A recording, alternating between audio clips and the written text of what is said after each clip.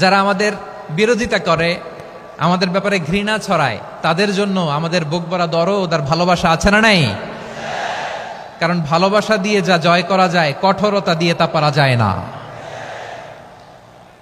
তো যারা বিরোধিতার জন্য আমাদের আলোচনা শোনেন তাদেরকেও ওয়েলকাম। যারা আমাদের আলোচনা আউট অফ কনটেক্সট নিয়ে এক জায়গার মাথা আর এক জায়গার লেজ জুড়ে দেন, তাদেরকেও ওয়েলকাম। তো যশোরের প্রোগ্রামের এক ভিডিওর পেছনে আমাদের কিছু দিনী ভাইরা 6 বছর আগের এক অডিও ব্যাকগ্রাউন্ডে জুড়ে দিয়ে বিভ্রান্তি ছড়ানোর জন্য সোশ্যাল মিডিয়াতে ছড়িয়ে দিয়েছে। তো তাদের প্রতিও আমাদের কোনো রাগ নাই, ক্ষোভ নাই। তারা হয়তো দিনই তাকাদা থেকেই করেছে, কিন্তু তারা হয়তো বুঝতে পারে নাই এই যে রিসেন্ট আলোচনার ভিডিওর পেছনে 6 বছর আগের অডিও জুড়ে দেওয়া, এটাকে বাংলায় বলে প্রতারণা। কি বলে? প্রতারণা, ধোঁকাবাজি। এখনকার আলোচনার ভিডিও আর ব্যাকগ্রাউন্ডে এডিট করে লাগিয়েছে 6 বছর আগের অডিও। এটারে প্রতারণা বলে, ধোঁকাবাজি বলে। আর বিশ্বনবী বলেন, মান গশানা ফালাইসা মিন্না, the person who deceives us he is not among us. যে আমাদেরকে ধোঁকা দেয় সে আমাদের অন্তর্ভুক্ত নয়। তো বিশ্বনবীর এই হাদিস তারা মনে রাখে না। তো এই জন্য শুধু বিশ্বনবীর প্রতি সাল্লাল্লাহু আলাইহি ওয়াসাল্লামের প্রতি সেরেফ ভালোবাসা আপনাকে বাঁচাতে পারবে না যদি বিশ্বনবীর আদর্শ আপনি গ্রহণ না করেন। তার জলজান্ত প্রমাণ, আবু তালেব বিশ্বনবীকে অনেক ভালোবেসেছেন আলাইহিস সালাতু ওয়াসসালাম।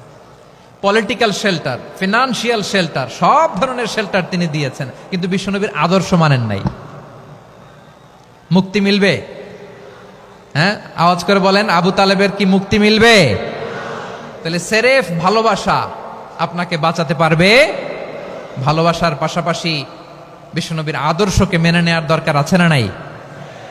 তো যারা এই সমস্ত কাজ করেন আমাদের ভাইয়েরা, তাদের জন্য আল্লাহ তাআলার কাছে আমরা হেদায়েতের দোয়া করি। সে কোন বন্ধু বলো বেশি বিশ্বস্ত? সে কোন বন্ধু বলো বেশি বিশ্বস্ত? কার কাছে মন খুলে দেয়া যায়? কার কাছে সব কথা বলা যায়?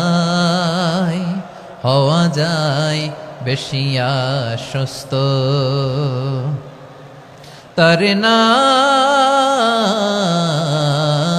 আহমদ, বড় বিশ্বস্ত।